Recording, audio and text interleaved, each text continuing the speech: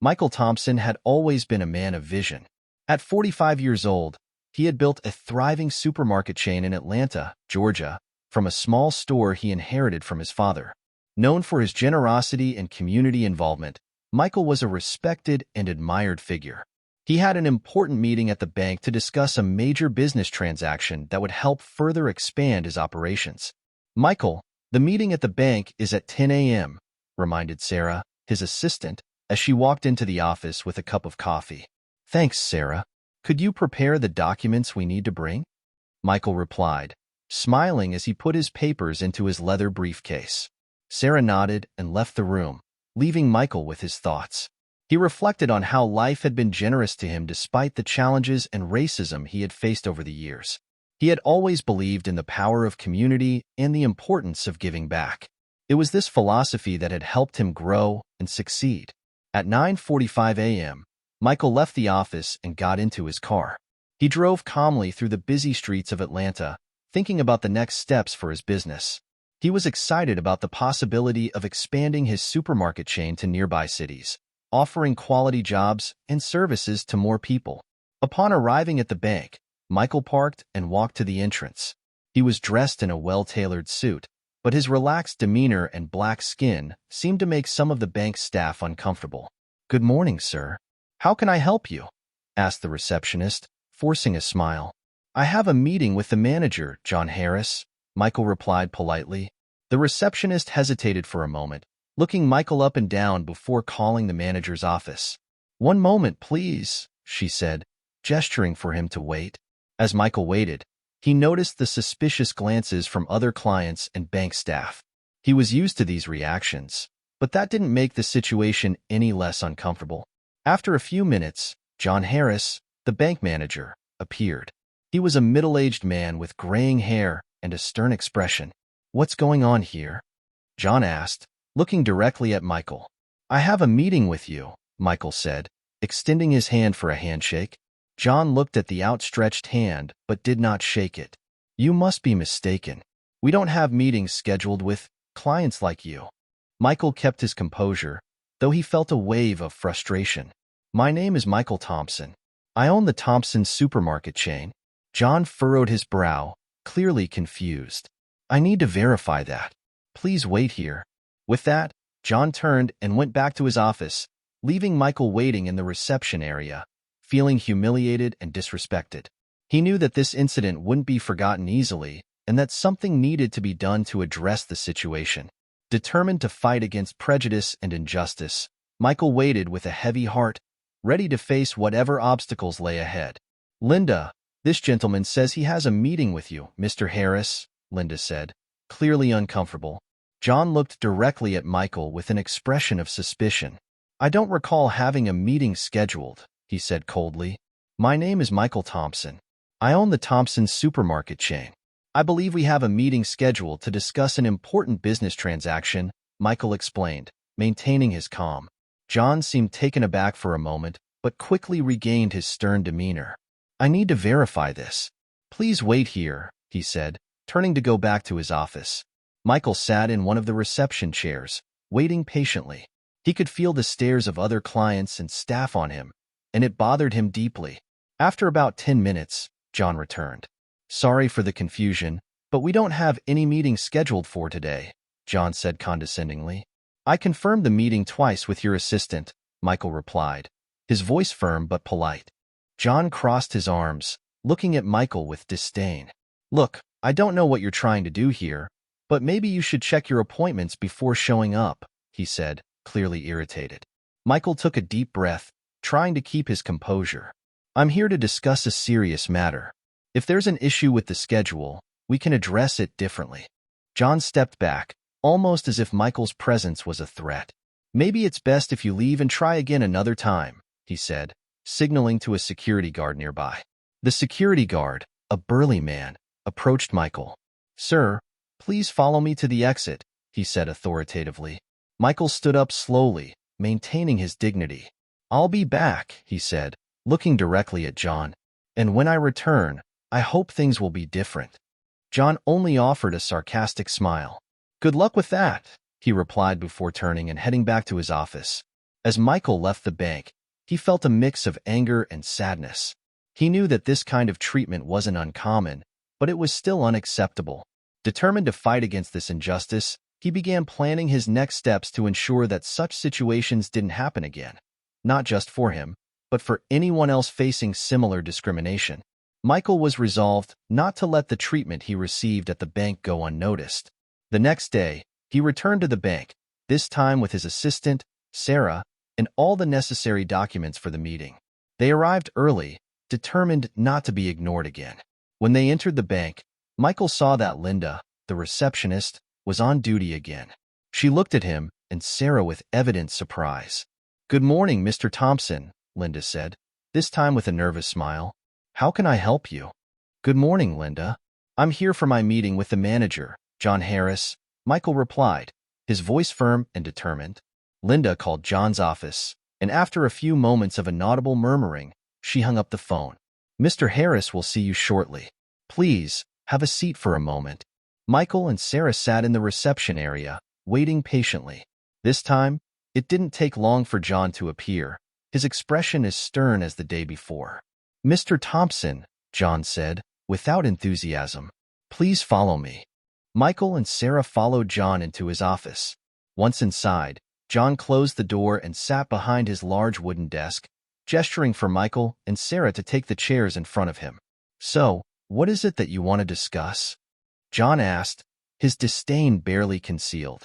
"As I mentioned yesterday, I'm here to discuss a major business deal," Michael began, placing a folder of documents on the desk. "I'm expanding my supermarket chain and need to secure proper financing." John picked up the folder and began flipping through the documents. His expression grew more serious as he read through the information. "These numbers are impressive," John admitted reluctantly. "But why do you think this bank is the right place for you?" "Because this bank has a reputation for supporting local businesses and being a pillar in the community," Michael replied, his voice calm yet assertive.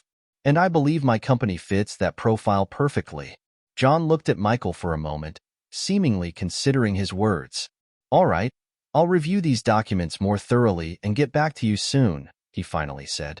Michael nodded, standing up. "Thank you for your time, Mr. Harris. I hope we can work together for the benefit of our community." John also stood, but instead of shaking Michael's hand, he merely nodded. "We'll see what we can do." As they left the office, Michael and Sarah walked in silence to the car. Once inside, Sarah couldn't contain her frustration. "I can't believe how he treated us," she exclaimed. "It's unacceptable." "I know, Sarah," Michael replied with a sigh. "But what matters is that we did our part. Now we just have to wait and see what happens." In the days that followed, Michael continued with his normal activities, but the humiliation from the bank meeting continued to weigh on his mind. He knew that the discrimination he faced wasn't an isolated case, and it drove him even more to fight against such injustices. Meanwhile, John Harris couldn't shake the incident from his mind. He had heard comments from other employees and even some clients about Michael Thompson, and he began to realize that he might have made a serious mistake. The idea of having judged someone based on appearance, without knowing their story or their worth, started to weigh heavily on his conscience. Michael Thompson returned to his community, feeling the sting of the bank encounter. Despite being a successful and respected businessman, he was not immune to the prejudices and discrimination he had faced throughout his life. But Michael was not one to easily be deterred. That afternoon, he visited the main supermarket in his chain, located in the heart of Atlanta. The store was bustling as usual, with customers shopping and employees busy attending to their needs. "Mr. Thompson," called a familiar voice. It was James, one of the store managers. "Good to see you here." "Hi, James," Michael responded with a smile. "How are things going?" "Busy, as always. But we're doing well, thanks to you," James said with a genuine smile. "Do you have a moment to talk? The office staff would like to see you." "Sure, let's go," Michael said, following James to the office upstairs. When he entered the office, Michael was greeted warmly by his team. Sarah, who was already there, stood up to greet him. "Michael, we've been talking about what happened at the bank," Sarah began, her expression serious. "Everyone here is outraged by what you went through." "I know, Sarah, but what's important is that we can't let this stop us. We need to keep fighting for justice and equality, Michael responded.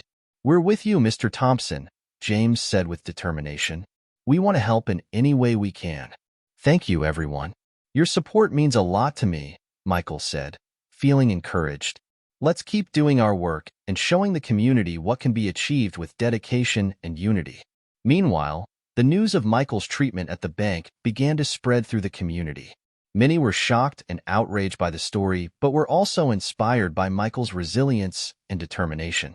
That night, Michael attended a community meeting at the local church, where he shared his experience and spoke about the importance of fighting against prejudice and discrimination. Good evening, everyone, Michael began as he stood to speak. I know many of you have heard about what happened to me at the bank. It was a humiliating experience, but I want you to know that it's not going to stop me. We need to keep fighting for justice and equality, not just for ourselves, but for all future generations. The congregation applauded Michael's words, and many approached him after the meeting to offer their support and solidarity. Michael, you're an inspiration to all of us, said Mary, a longtime friend. We're with you in this fight. Thank you, Mary. Let's keep working together to make a difference, Michael replied, feeling a surge of hope. As he headed home that night, Michael felt more determined than ever. He knew that the fight against prejudice was long and difficult, but with the support of his community and his own willpower, he could help bring about meaningful change. Meanwhile, at the bank, John Harris began hearing rumors about who Michael really was and the positive impact he had on the community. The realization began to sink in, and John felt a growing sense of regret for his hasty and prejudiced actions. While Michael returned to his daily routine and received the support of his community, John Harris, the bank manager, couldn't forget the incident with Michael Thompson. Rumors about Michael's true identity started circulating within the bank, and John heard various versions of the story. On Monday morning, John was in his office reviewing some documents when Linda, the receptionist, walked in. Mr. Harris, I think you should see this, she said, placing a local newspaper on his desk. As he read the article, he learned about Michael's supermarket chain and its positive impact on the community. The article also mentioned the humiliation Michael faced at the bank.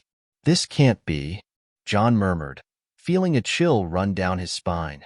He began to realize the gravity of his mistake. That afternoon, during a coffee break, John overheard more comments about Michael. Did you know that Michael Thompson donates thousands of dollars to charity every year? One of the tellers commented to another. Yes, and he also provides scholarships for underprivileged students. He's a real pillar of our community, the colleague responded. John, overhearing the conversation, felt even more ashamed. He began to reflect on his actions and realized that he had judged Michael unfairly and prematurely. The next day, John decided to seek more information about Michael. He discovered that Thompson's Supermarkets wasn't just one of the largest local employers, but was also involved in various social and community programs. The more he learned, the heavier his regret became. I need to do something to make this right, John thought as he looked at a photo of Michael in an article about influential Atlanta businesspeople. That afternoon, John called a meeting with the bank's management team. We need to discuss the incident with Michael Thompson, he began in a serious tone.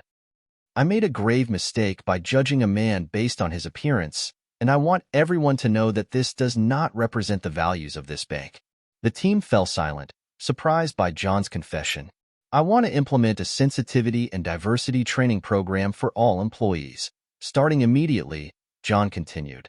We need to ensure that something like this never happens here again. The team agreed, and plans began to be formulated. Meanwhile, John knew he needed to personally apologize to Michael. That same night, he picked up the phone and called Thompson's supermarket headquarters. Good evening, this is John Harris from the bank.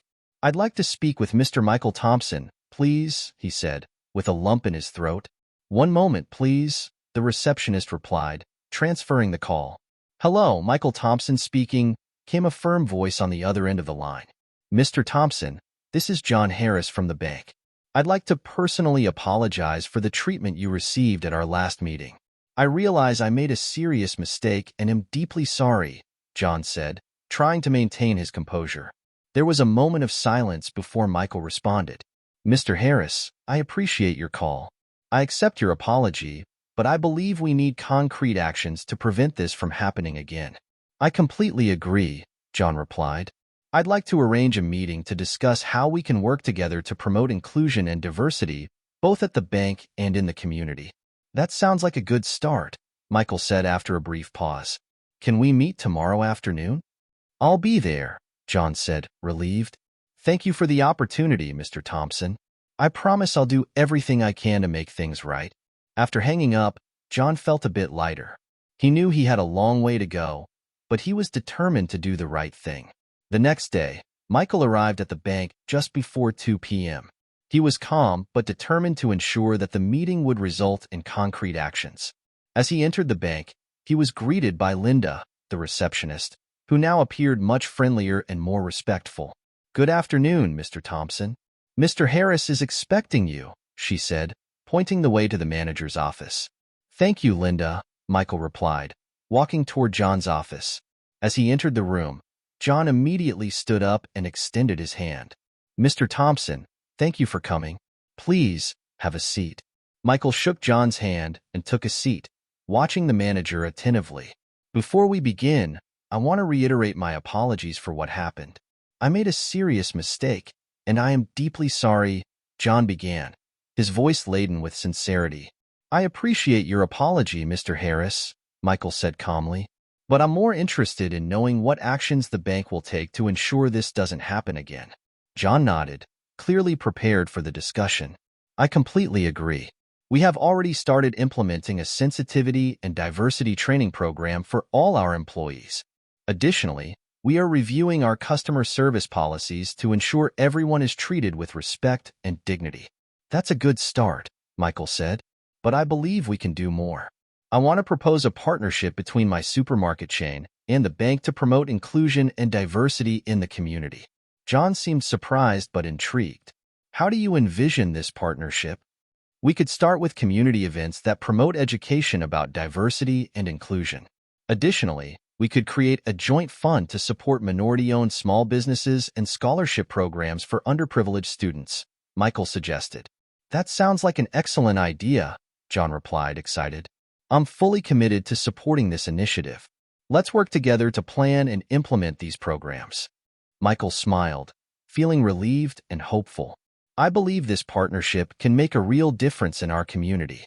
I'd also like to see the bank involved in more community activities, such as volunteer programs and support for local organizations. I completely agree, John said. We can start planning these programs right away. And again, I want to thank you for the opportunity to correct my mistakes and work toward a better future. In the following days, Michael and John began working together, planning community events and creating support programs for small businesses and students. The news of the partnership quickly spread throughout the community, receiving praise and support from all sides. At one of these events, Michael and John were on stage, speaking to a large crowd gathered in the community park. We are here today to celebrate diversity and inclusion, Michael said into the microphone. This partnership is not just about business, but about building a stronger and more united community. John then took the microphone. I've learned a lot from this experience, and I'm committed to doing everything I can to promote equality and respect. Together, we can make a real difference. The crowd applauded, and many people came up to congratulate Michael and John after the speech. Thank you for making this happen, Michael, John said, turning to him. I'm honored to work alongside you. And I'm glad we found a way to turn a negative situation into something positive, Michael replied, shaking John's hand. Let's keep working together to make a difference. The partnership between Michael and the bank began to yield tangible results. Within just a few months, various community events were organized, bringing together local business owners, students, and community leaders to discuss and promote inclusion and diversity. On a Saturday morning, Michael and John attended one of these events, held at a community center in downtown Atlanta. The event focused on empowering minority-owned small businesses. Several booths were set up with information about financing, business training, and mentorship. Good morning, Mr. Thompson, said a young entrepreneur named Maria, approaching Michael. I want to thank you for everything you're doing for our community. I'm starting my own business, and the resources you and the bank have provided have been invaluable. I'm very glad to hear that, Maria, Michael said with a smile. If you need anything, don't hesitate to reach out. We're here to support you and all the other entrepreneurs. Meanwhile, John was in a discussion group with other business leaders, sharing ideas about how financial institutions could better support minority-owned businesses. It's inspiring to see so many motivated and determined entrepreneurs, John said. We need to keep strengthening these initiatives and ensure that everyone has access to the same opportunities. At that same event, Michael was invited to speak on a panel about the importance of inclusion in the business world. The auditorium was packed, with people eager to hear his words. Good afternoon, everyone, Michael began as he took the stage.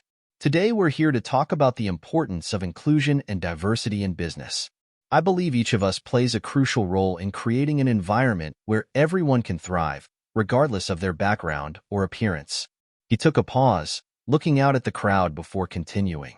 I know from personal experience how difficult it can be to face prejudice and discrimination. But I also know that with determination and support, we can overcome these barriers and create a better future for everyone. John, sitting in the front row, listened intently. He knew Michael was speaking from the heart and that his words had a profound impact on everyone present. I want to thank the bank and Mr. Harris for recognizing the need for change and for committing to be part of that transformation, Michael said, looking directly at John. Together, we are building a more just and inclusive future. After the speech, many people approached Michael and John to thank them for the work they were doing. Among them was a young student named Daniel. Mr. Thompson, you are a true inspiration to me, Daniel said, shaking Michael's hand. I'm studying business administration and dream of starting my own business one day. Your actions have shown me that it's possible. I'm glad to hear that, Daniel, Michael replied, moved. Never give up on your dreams. With hard work and perseverance, you can achieve anything. At the end of the event, Michael and John walked together through the community center, reflecting on everything they had accomplished so far. Michael, I can't express how much I've learned from this experience, John said sincerely. You've shown me the importance of truly listening to and supporting our community. And I'm grateful for the opportunity to work with you, John, Michael responded. Together, we can continue to make a difference. The partnership between Michael and the bank didn't go unnoticed. Their initiatives for inclusion and diversity began to attract the attention of local and national media. Journalists and reporters wanted to learn more about the story behind this inspiring collaboration. On a sunny morning, Michael and John were invited for a live interview on one of Atlanta's top television programs. Sitting in the studio, both were ready to share their experiences and the vision for the future they were building together. Good morning, Michael and John. Thank you for being here today, the host said, smiling at them. Your story is truly inspiring. Michael, could you tell us a bit about how this all began? Of course, Michael replied with a calm smile. It all started with an unfortunate incident at the bank, where I was treated unfairly because of my appearance. It could have just been another example of discrimination, but fortunately, it turned into something much bigger. John nodded, ready to add. When I realized the mistake I made, I knew I needed to do something to make it right. Apologies alone weren't enough. So we decided to turn this negative situation into an opportunity to promote inclusion and diversity in our community. The host continued, intrigued. And what actions did you take from there? We implemented a sensitivity and diversity training program for all the bank's employees, John explained. And with Michael's leadership, we organized various community events, created funds to support minority-owned small businesses, and provided scholarships for underprivileged students. That's incredible, the host said. Michael, how do you see the impact of these actions on the community? It's been very positive, Michael replied. We've received tremendous support from the community, and it's wonderful to see so many businesses and students benefiting from the initiatives. But we know there's still a lot of work to be done. We're committed to continuing to promote change and create a fairer and more inclusive environment for everyone. After the interview, the response was immediate. Many other banks and companies started reaching out to Michael and John, interested in implementing similar programs. Their story was inspiring people all across the country. Back in Atlanta, Michael and John were in the Thompson's supermarket office, discussing the next steps. Michael, I'm getting calls from companies all over the country, John said excitedly. They want to know how they can replicate our inclusion and diversity programs. This is amazing. It's truly rewarding to see our story inspiring others, Michael replied with a smile. But we need to ensure these programs are sustainable and continue to have a real impact. I agree, John said, and I think we should consider expanding our efforts. Maybe create a foundation dedicated to promoting inclusion and diversity nationwide. That's an excellent idea, Michael said, enthusiastic. A foundation would allow us to reach even more people and make a bigger difference. As they planned the foundation, Michael and John were visited by a group of high school students who wanted to thank them in person for the scholarships they had received. Mr. Thompson, Mr. Harris, we're here to thank you for everything you've done, said one of the students, named Ethan. Thanks to you, we have the chance to follow our dreams and make a difference. Michael and John were moved. You're the reason we do this, Michael said. Keep working hard and never give up on your dreams. The future is yours. Seeing the impact of their actions on the lives of those students made Michael and John even more motivated to continue their work. They knew they were only at the beginning of a long journey, but they were determined to make a difference. With the foundation in mind, Michael and John began planning larger and more comprehensive events, always with the goal of promoting equality, inclusion, and diversity. Their story continued to unfold, inspiring people everywhere to fight for a better and more just future for all. With the creation of the foundation, Michael and John started organizing events in various cities across the United States. The foundation quickly gained recognition and soon received invitations to speak at lectures and conferences on inclusion and diversity nationwide. One autumn morning, Michael and John were in New York City to attend a national conference on workplace equality. The event brought together business leaders, academics, and civil rights activists. Michael was scheduled to be the keynote speaker. Mr. Thompson, it's an honor to have you here today, said the event organizer, greeting Michael and John. Your story has been a true inspiration to all of us. Thank you, Michael replied, shaking her hand. We're looking forward to sharing our experiences and learning from everyone here. John, always by Michael's side, smiled and added, what we're doing is just a small part of a much larger fight. We're all in this together. When it was time for Michael's speech, the auditorium was packed. He took the stage to a standing ovation and began speaking. Good afternoon, everyone, Michael started. Today, we're here to discuss the importance of inclusion and diversity in the workplace. Our journey began with an unfortunate incident, but it has turned into an opportunity to drive positive change. He paused, looking out at the crowd. I've learned that each of us has the power to make a difference, no matter how small our actions may seem. And together, we can create a more just and inclusive future for everyone. Michael shared details about the programs his foundation had implemented, including scholarships, support for small businesses, and community events. He also talked about the challenges they had faced and the lessons learned along the way. After the speech, the audience stood and applauded. Several people approached Michael and John to express their gratitude and discuss potential collaborations. Mr. Thompson, your speech was incredible, said a young woman named Laura, who worked for a nonprofit organization. I'd love to learn more about how I can help promote inclusion in my community. I'm glad to hear that, Laura, Michael responded. Our foundation is always open to new partnerships. Let's set up a meeting to discuss how we can collaborate. Absolutely, that would be great, Laura said, excitedly. While Michael spoke with attendees, John was approached by a journalist from a major business magazine. Mr. Harris, may I ask you a few questions about the foundation and the impact you're having? The journalist asked. Of course, I'd be happy to answer, John said with a smile. We're very proud of what we've accomplished so far, but we know there's still a lot of work to be done. As the interview continued, Michael watched the room full of engaged and inspired people. He felt a deep gratitude for turning a negative experience into something so positive. That evening, Michael and John were invited to a gala dinner honoring leaders who were advancing inclusion and diversity. At the event, they were surprised with a special award recognizing their significant contributions to the cause. Mr. Thompson, Mr. Harris, this award is a recognition of the extraordinary impact you've made, said the event host. Thank you for leading by example and for inspiring all of us to make a difference. Michael took the microphone to thank everyone. We're deeply honored by this recognition. It's a testament to the power of community and the importance of working together. This is just the beginning, and we're committed to continuing to promote inclusion and diversity in all areas of life. After the ceremony, Michael and John discussed their next steps. "John, we can really make an even bigger difference," Michael said, his eyes shining with enthusiasm. "Let's keep expanding our programs and reaching more people." "I'm with you, Michael," John replied with a smile. "Let's continue fighting for a fairer and more inclusive future."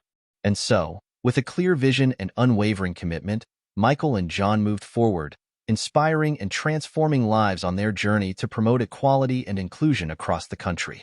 With the ongoing success of their foundation and the growing national recognition, Michael and John were busy with a packed schedule of events and meetings. However, progress didn't come without its challenges. On a rainy morning, Michael and John were in a strategic meeting at the Foundation's headquarters. The discussion focused on expanding programs to include more cities and communities.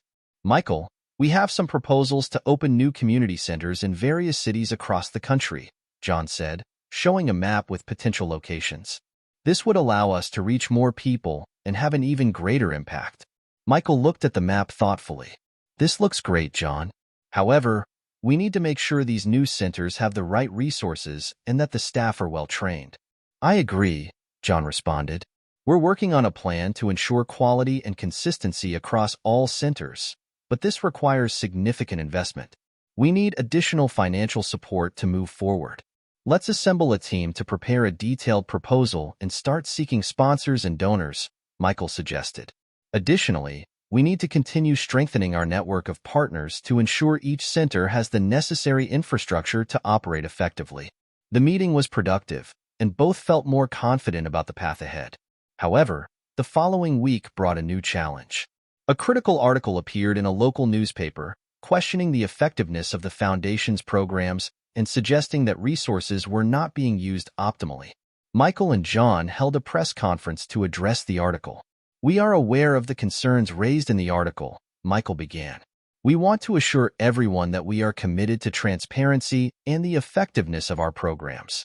John continued, "We are reviewing our processes and making adjustments to ensure our resources are being used in the best way possible.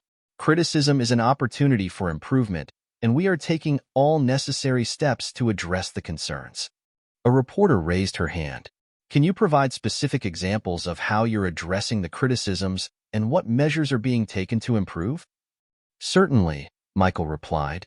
"We are implementing a more rigorous auditing system and conducting regular evaluations to ensure resources are being used efficiently. Additionally, we are establishing an oversight committee to review and monitor all of our activities." Another reporter asked about the impact of the criticism on team morale. "It's challenging, but our team remains focused on our mission," John answered. "We're maintaining open communication and supporting each other to get through this. Feedback, even when critical, helps us grow." After the press conference, Michael and John met with the Foundation's team to discuss the response to the criticism and the next steps. "These criticisms should not discourage us," Michael said to the team. "We need to use them as an opportunity to improve and strengthen our organization." "Exactly," John agreed. "Let's work together to address these issues and continue advancing with our mission."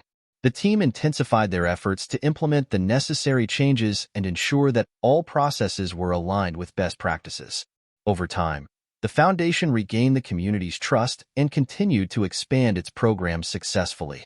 During a gala event in Chicago, Michael and John were invited to speak about how they overcame challenges and continued to promote inclusion and diversity. "Every challenge is an opportunity to learn and grow," Michael told the audience. "Our journey hasn't been easy, but we are committed to making a difference, no matter what obstacles arise." John added, "And the response and support from the community motivate us to keep going. We're here to make a lasting impact, and together, we will do just that." The audience applauded, and the story of Michael and John continued to inspire and motivate others to fight for a more inclusive and just future. They knew there was still much work to be done, but they were determined to move forward, facing each challenge with courage and determination.